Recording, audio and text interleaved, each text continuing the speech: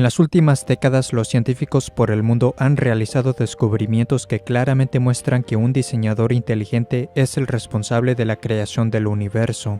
Muchos creen que todo el universo comenzó a existir de la nada por casualidad, pero si se piensa en ello, la nada no pudo traer a la existencia al universo porque la nada nada produce. Todo lo que empieza a existir debe tener una causa. Sin embargo, muchos creen que no sería tan difícil conseguir un sistema solar como el nuestro, con un planeta apto para la vida, como la Tierra. No obstante, muchos científicos disienten, y ellos han introducido evidencia abrumadora para fundamentar su posición. Por ejemplo, hay muchas fuerzas en el universo que están precisamente balanceadas para hacer cosas como mantener unida la materia. Sin estas fuerzas, las galaxias, los planetas y las estrellas nunca se hubieran formado.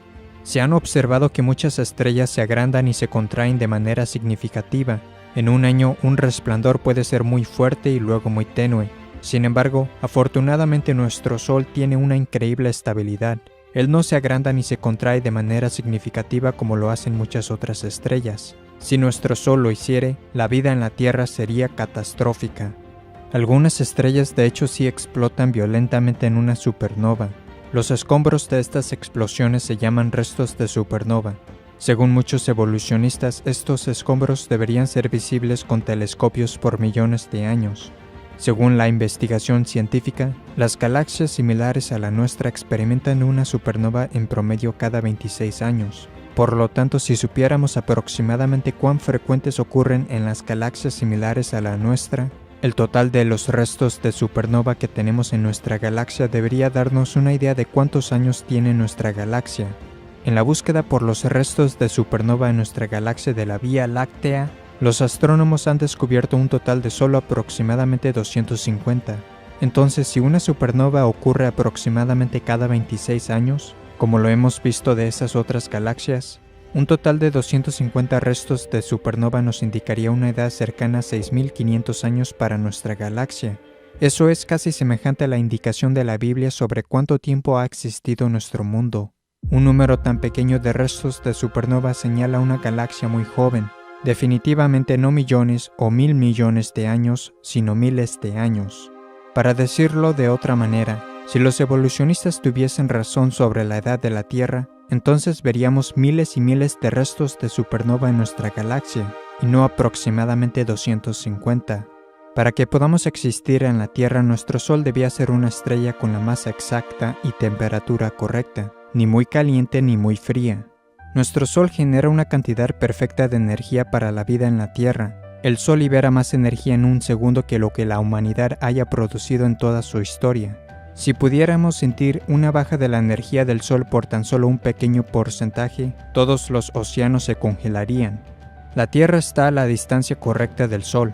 Si la Tierra estuviera un poco más cerca al Sol o un poco más alejada, o sería demasiado caliente o demasiado fría para que la vida exista. Además, el tamaño de la Tierra es correcto, ni muy grande ni muy pequeña. También afortunadamente tenemos la Luna de un tamaño correcto, la principal responsable para regular las mareas de la Tierra. Estos son solo unos pocos ejemplos de una lista larga de factores que necesitan ser justamente los correctos, ambos a nivel cósmico y a nivel local de la Tierra, para tener una Tierra que pueda sustentar la vida. En muchos casos, si se alteran incluso levemente estos factores precisamente equilibrados, la vida sería imposible en la Tierra. Muchas formas diferentes de vida en la Tierra son completamente dependientes entre sí. Ejemplos de ello serían los insectos y las plantas, tales como las abejas y las plantas con polen. Si las plantas o las abejas evolucionaran una antes que la otra, ellas nunca hubieran sobrevivido. Por lo tanto, las dos tuvieron que comenzar a existir al mismo tiempo. Las cuencas oceánicas y la atmósfera de la Tierra tienen justamente la correcta y equilibrada mezcla de gases. Si estos gases cambiaran de cualquier manera, la vida animal y vegetal en la Tierra moriría. Los evolucionistas no tienen ninguna explicación del por qué la Tierra, a diferencia de otros planetas, tiene una increíble cantidad de agua. También tenemos un planeta que es rico en oxígeno. Si nuestro actual nivel de oxígeno de 21% fuera unos porcentajes más, nuestra atmósfera podría llegar a ser totalmente inestable y explosiva. La Tierra tiene un campo magnético, sin el cual el viento solar arrasaría nuestra atmósfera. La atmósfera de la Tierra bloquea la luz solar dañina, mientras que al mismo tiempo permite la luz que es útil para la vida. Las plantas requieren de grandes cantidades de luz solar para existir, y la luz del sol es de lejos la fuente más rica para que un ser humano consiga la vitamina D. Cuando la luz solar toca la piel, el cuerpo produce la vitamina D.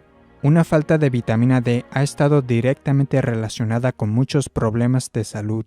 También ocurre que la atmósfera de la Tierra es transparente. La conveniencia de esto es que nos permite ver a los otros planetas, estrellas y cosas tales como los eclipses.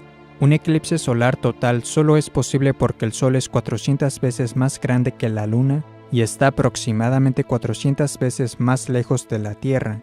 El resultado es que durante un eclipse solar total visto desde la Tierra, el Sol y la Luna se ven del mismo tamaño, creando una coincidencia perfecta.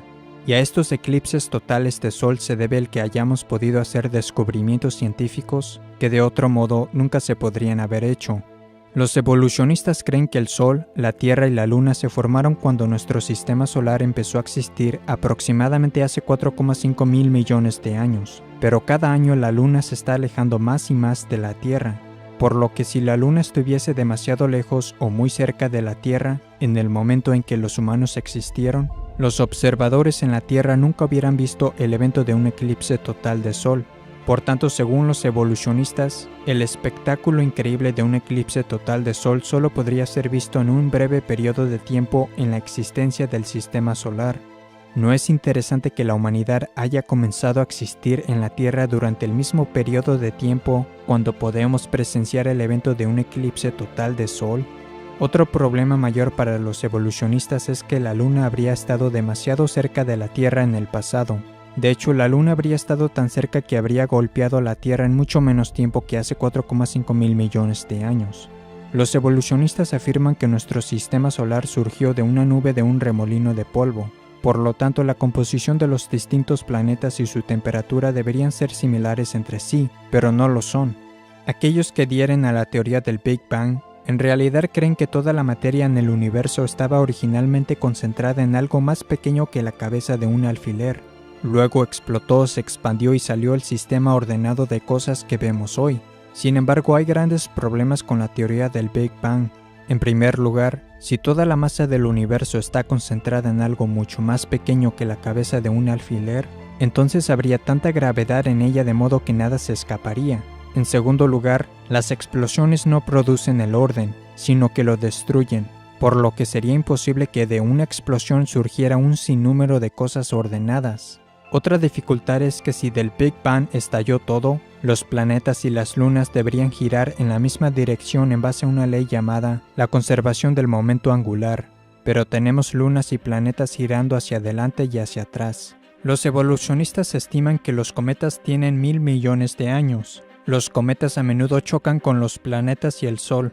También se les llama bolas de nieve sucia porque una parte significante de un cometa está hecho de hielo. Cuando los cometas viajan en el espacio y se mueven más cerca al Sol, ellos van perdiendo masa a la vez que se van quemando por el Sol. Por tanto, los cometas solo podrían durar quizás unos 10.000 años antes de que todos ellos se quemen. También otras cosas que pueden durar unos 10.000 años son el tejido blando, las células sanguíneas y el ADN. No obstante, todas estas cosas se han descubierto recientemente en huesos de dinosaurio. Esto muestra que los dinosaurios existieron hace miles de años, no hace 65 millones de años, como dicen los evolucionistas.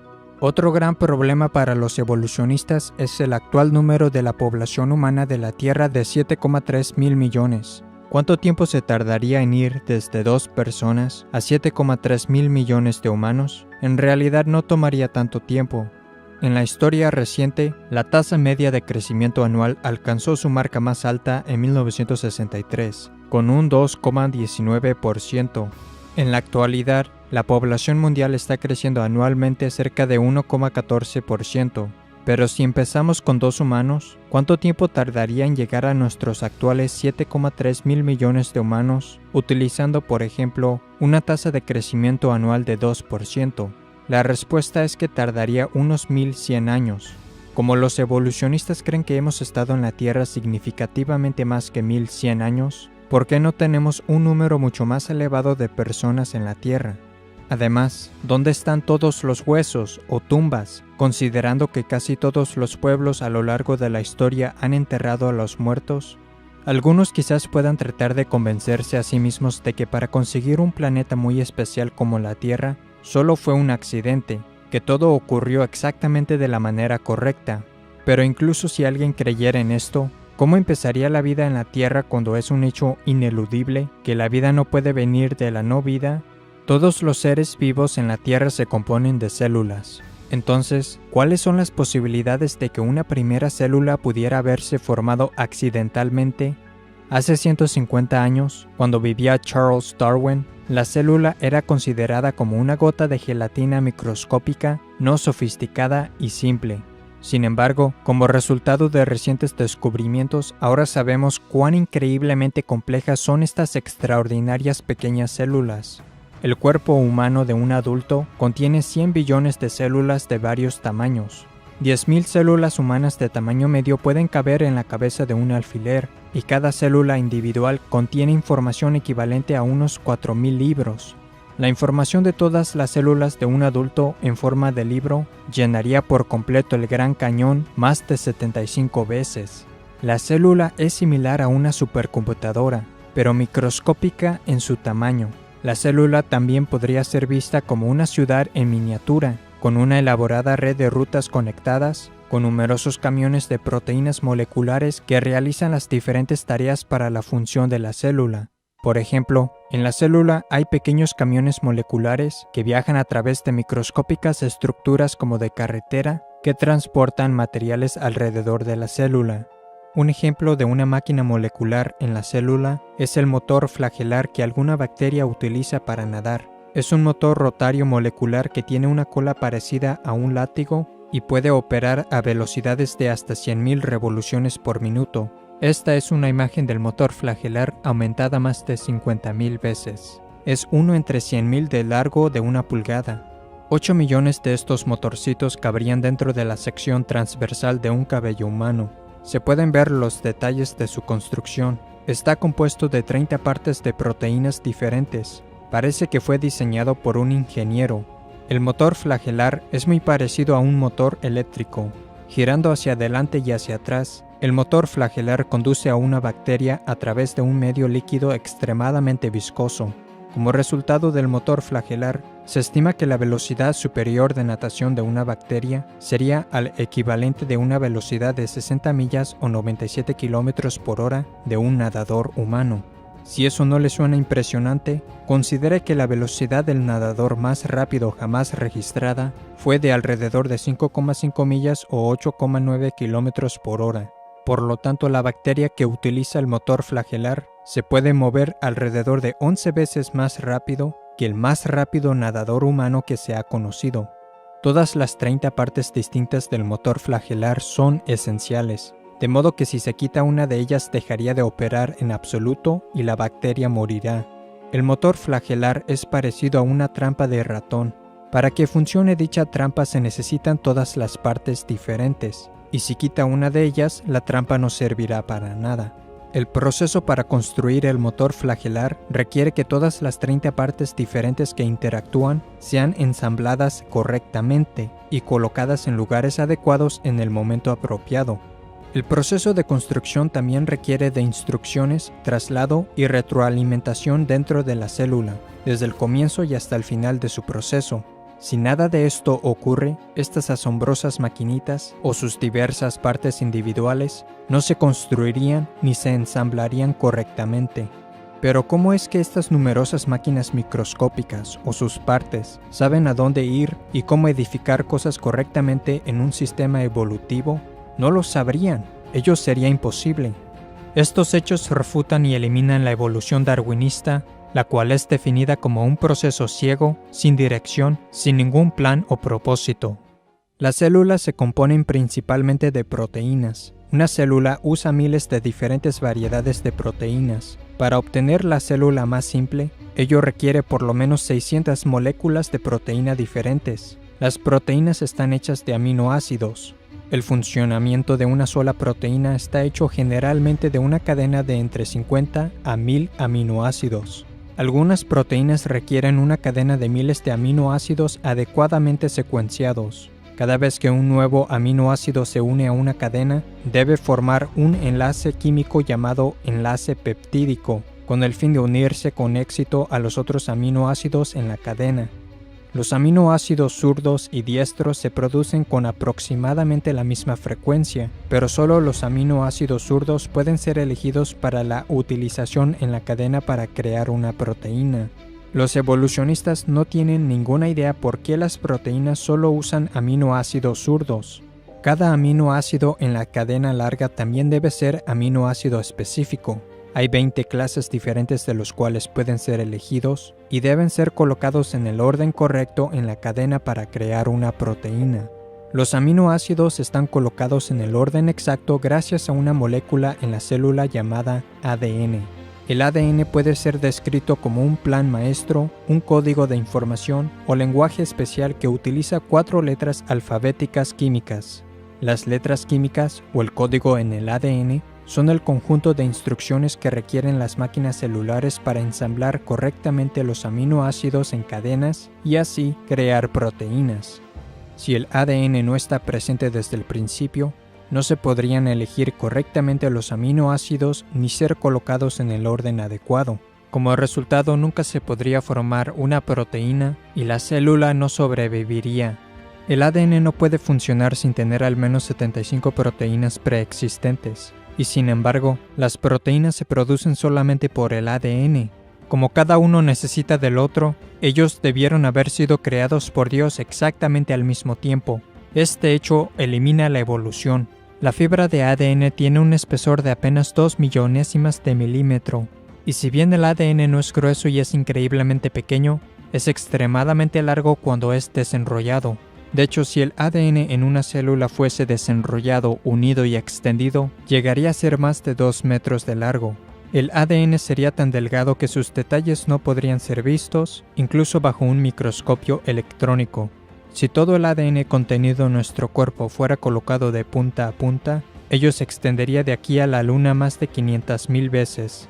Si se tomara de cada persona que haya vivido un set de ADN y se juntara en un montón, ello pesaría menos que una aspirina. No obstante, la densidad de almacenamiento de información del ADN es muchas veces mayor que el más avanzado chip de silicio de un ordenador. Hablando del ADN, Bill Gates dijo: "El ADN es como un programa de computadora, pero mucho más avanzado que cualquier software jamás creado". Pero tener el complejo programa de instrucción del ADN no es suficiente por sí mismo. Otras cosas en la célula deben ser capaces de entender y utilizar el programa de información del ADN. En otras palabras, el supercomplejo programa del ADN en realidad es inútil a menos que se tenga también un sistema dentro de la célula que pueda entender el lenguaje del ADN. Para comprender mejor esto, imagínese que el ADN es un disco CD o DVD complejo. Si no se tiene una máquina o sistema que pueda leer, entender y utilizar la información en el disco, no tiene valor el disco. Por tanto, las otras cosas en la célula necesitan entender y ser capaces de usar el programa de información del ADN para crear cosas correctamente. Si no, la célula se muere. El ADN puede hacerse una copia idéntica de sí mismo. Dios también programó que el ADN detecte y corrija errores. Existen máquinas de proteína que hacen correcciones especiales que constantemente viajan hacia arriba y hacia abajo a través de la molécula del ADN en busca de cualquier error que necesite rectificación. Si se detectan problemas, las reparaciones se hacen inmediatamente. Todo este proceso es increíblemente complejo. La información contenida en el ADN demuestra que la vida no solo consiste de la materia y la energía, también contiene información. La información solo puede venir de una fuente inteligente que puso la información allí. Otra función del ADN es que es el programa que Dios utiliza para crear en la persona su apariencia, el color de su pelo, su altura, etc. Como fue mencionado anteriormente, cada cuerpo humano de un adulto contiene cerca de 100 billones de células, pero en su concepción, usted solo era una célula.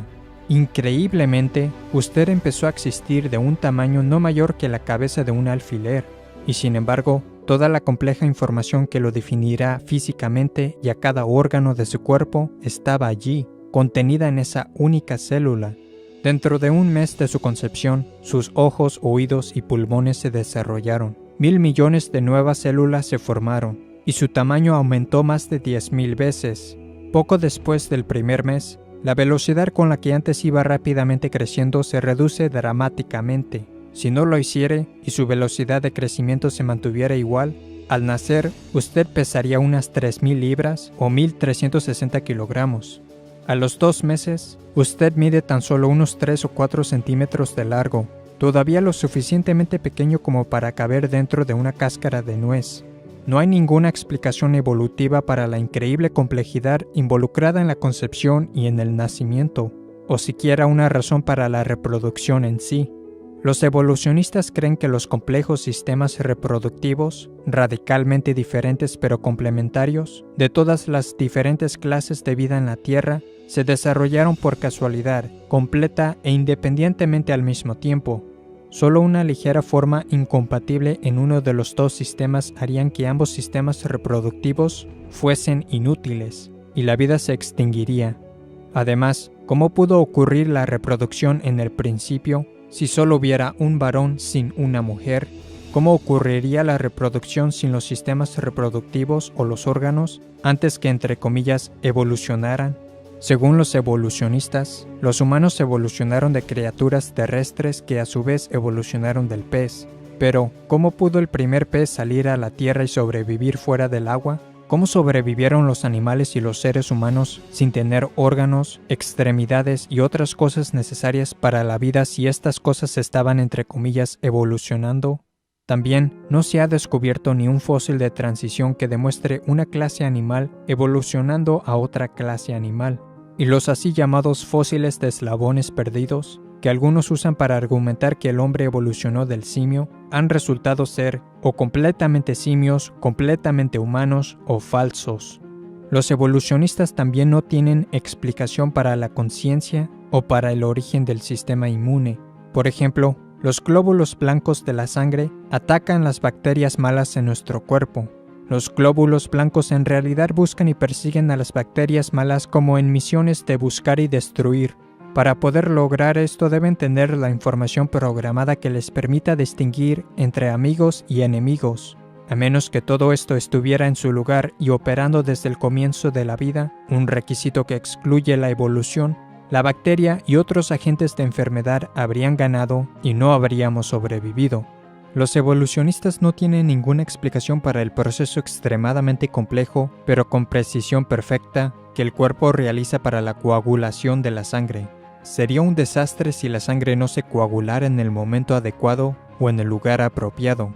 Si la sangre empezara a coagularse en el lugar indebido, por ejemplo, en su pulmón o en su cerebro, usted podría morir. Si la sangre comenzara a coagularse después de perder mucha sangre o no cubriese toda la herida, usted podría morir. Si la coagulación de la sangre no se limitara a nada más que a la herida, todo su sistema sanguíneo se solidificaría. La evolución no tiene explicación para la coagulación de la sangre, porque entonces, ¿cómo sabría su cuerpo cuándo y dónde empezar el proceso de coagulación de la sangre, a menos que exista una información interna inteligente que la guíe? Y hablando de la sangre, ¿qué vino primero, la sangre o el corazón que bombea la sangre? ¿La piel evolucionó antes que la sangre? Y si fue así, ¿cómo pudo sobrevivir? La verdad es que todas estas cosas tuvieron que desarrollarse por completo y estar presentes todas juntas desde el inicio para que la humanidad pudiese sobrevivir.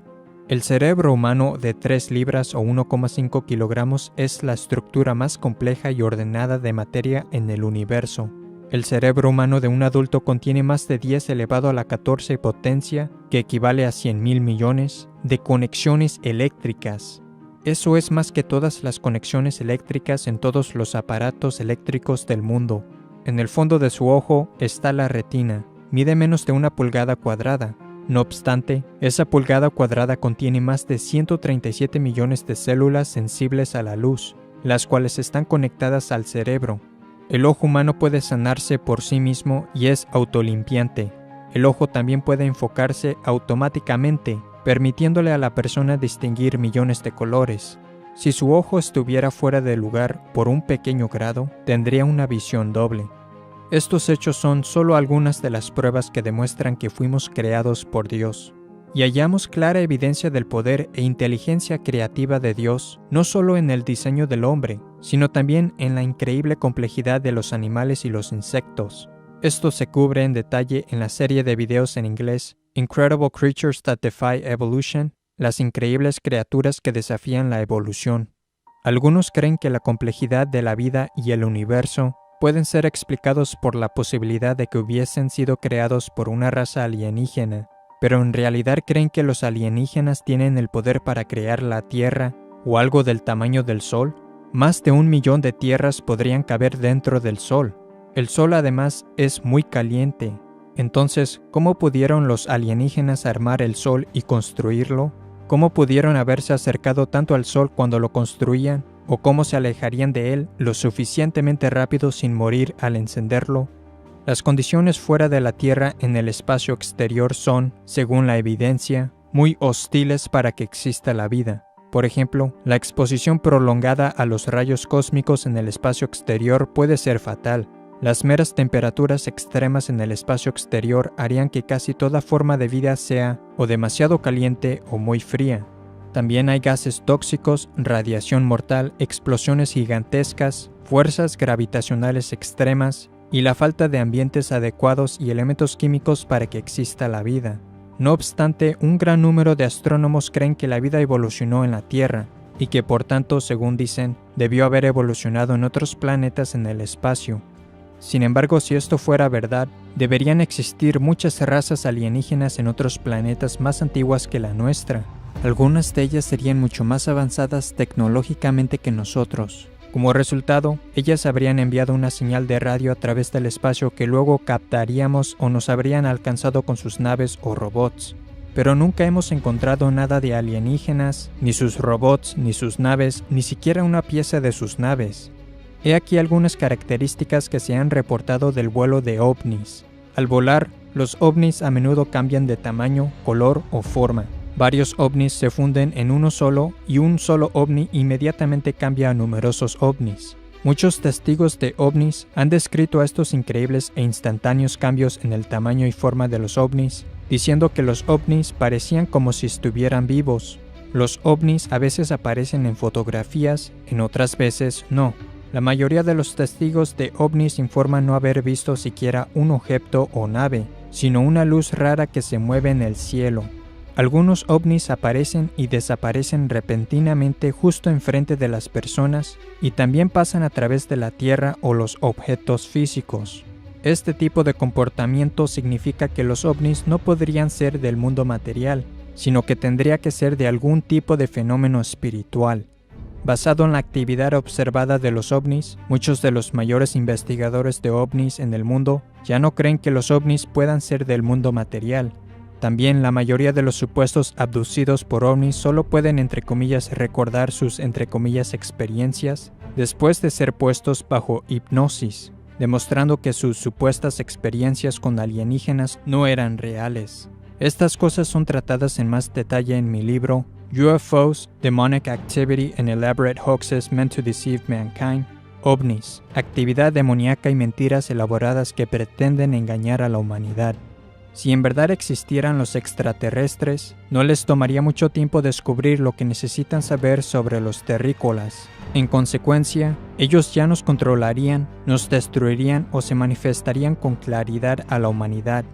La organización SETI, acrónimo del inglés Search for Extraterrestrial Intelligence, búsqueda de inteligencia extraterrestre, ha explorado los cielos durante décadas en busca de vida inteligente, pero nunca han recogido ni una señal del espacio exterior que indique que existe una raza alienígena. Los que buscan a los extraterrestres han dicho que si recogieran tan solo una señal compleja, ello probaría que una inteligencia debió haberla producido. Pero, ¿por qué no se aplican las mismas normas y se emplea el mismo proceso de pensamiento con el ADN? Si lo hicieran, se darían cuenta que la compleja información en el ADN demuestra que una inteligencia la puso allí, porque donde quiera que se encuentre información compleja, siempre se remonta a una inteligencia. Un libro que mejor refuta la teoría de la evolución desde todos los aspectos de la ciencia y que también presenta la evidencia científica de un diluvio universal es el libro inglés del Dr. Walt Brown, In the Beginning. Otro interesante DVD es Unlocking the Mystery of Life, la clave del misterio de la vida. Para otro video que discute la creación, véase mi video Creación y Milagros, versión abreviada.